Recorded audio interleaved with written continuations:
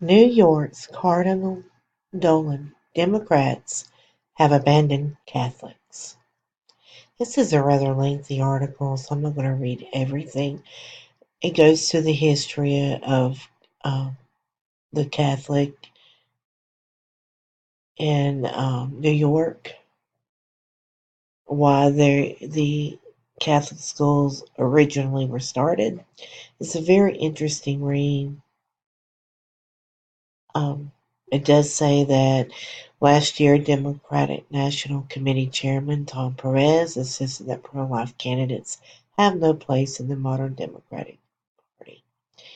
Well, it also goes on to say toward the end about the new bill that they're pushing for that area.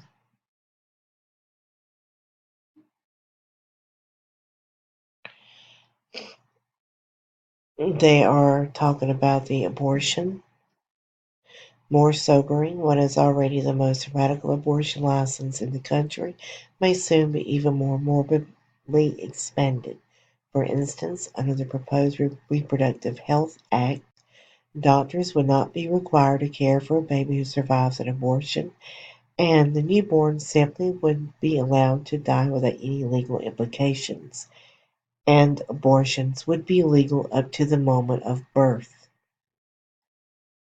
So regardless of whether the baby can live outside the womb or not, doesn't matter.